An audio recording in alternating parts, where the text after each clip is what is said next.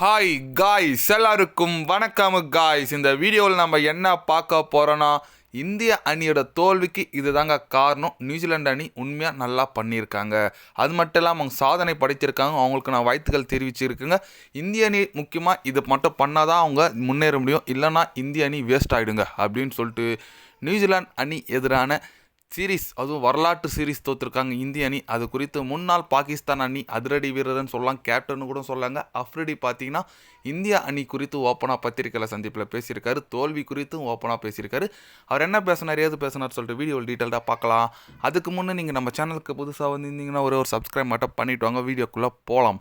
ஆமாங்க, அஃப்ரிடி அவர் என்ன சொன்னார் கேட்டிங்கன்னா, உண்மையாக இந்திய அணி ஒரு தலை சிறந்த அணி தான், நான் ஒத்துக்கிறேன். நியூசிலாந்து அணிக்கும் நான் வாழ்த்துக்கள் சொல்லிக்கிறேன். இந்தியாவில் போய் வீழ்த்திருக்காங்க, அது ரொம்ப ரொம்ப பெரிய விஷயம். அதுவும் இது வரைக்கும் இந்தியா வீழ்த்தாமல் இந்த வருஷம் வீழ்த்திருக்காங்க. அவங்களுக்கு நான் பெரிய வாழ்த்துக்கள் சொல்லிக்கிறேன். அது மட்டும் இல்லாமல் இந்திய அணி உண்மையாக ஒரு வலுவான அணிங்க. அவங்க நாட்டில் பொறுத்த வரைக்கும் இந்திய அணி ரொம்ப ஒரு டாமினேஷன் பண்ணிட்டு வந்துட்டு இருந்தாங்க. ஆனால் அவங்க ஒரு பேட் டீம் ஆகிட்டாங்க. இப்போது அவங்க பேட்டிங் மட்டும் இன்னும் கொஞ்சம் ஸ்டடி பண்ணலன்னா கண்டிப்பாக இந்திய அணியோட வீழ்ச்சி ஆரம்பிக்கும். ஏன்னா இப்போதைக்கு ரோஹித் சர்மா, கோலி இவங்க இருக்கிறதுனா நல்லா போயிட்டுருக்கு. சப்போஸ் அவங்க ரிட்டையர் ஆகிட்டாங்கன்னா அடுத்து இந்திய அணியோட ஃபியூச்சர் நினைக்கிறதுக்கு எனக்கு ரொம்ப ரொம்ப கஷ்டமாக இருக்குது. அதுக்குள்ளே நல்ல பிளேயர்கள் வளரணும்னு நான் நினைக்கிறேன். இதுதான் இந்திய அணியோட வீக்னஸாக நான் நினைக்கிறேன். அவங்களோட பேட்டிங் இன்னும் கொஞ்சம் ஸ்ட்ரென்த் பண்ணால் மட்டும் போதும். கண்டிப்பாக இந்திய அணி ஒரு தவிர்க்க முடியாத அணியாக வருவாங்க அப்படின்னு சொல்லிட்டு நம்ம அஃப்ரிடி பார்த்தீங்கன்னா, தலைவன் 1000 விஷயம் சொன்னாலும் அந்த ஒரு விஷயம் சொன்னார் பாருங்க, ரோஹித் கோலி இல்லைனா டீம் என்ன ஆகும் அப்படின்னு சொல்லிட்டு ஒரு கேள்வி எழுப்பியிருக்காருங்க. அது 100க்கு 100 உண்மைங்க. ஏன்னா ரோஹித் கோலி அஸ்வின்லாம் இல்லாமல் டெஸ்ட்டு போட்டி நீங்கள் பார்த்துருப்பீங்க. அவங்க போனதுலேருந்து டெஸ்ட் போட்டி ஜெயிக்கல இந்திய அணி சீரீஸை. அதனால் ரொம்ப ஒரு ஒஸ்ட்டாக போயிட்டுருக்காங்கன்னு சொல்லலாம் டெஸ்ட்டில். அது தொடர்ந்து T20 ஓகே, T20 டீம் ஓரளவுக்கு செட் ஆகிடுச்சு, அது நல்லா போயிட்டுருக்கு. ஓடிஐயில் எஸ், நம்ம ஒன் டவுன் யார் கோலி இடத்த பிடிக்க போகிறாங்க, ரோஹித் இடத்த யாரை பிடிக்க போகிறாங்க. எனக்கு கேட்டால் ரோஹித்துக்கு அடுத்து ஜெய்ஷ்வால் இருக்காருன்னு நான் நினைக்கிறேன், அவரோட ஓப்பனிங் பார்ட்னர் கில் கூட விளையாடுறதுக்கு.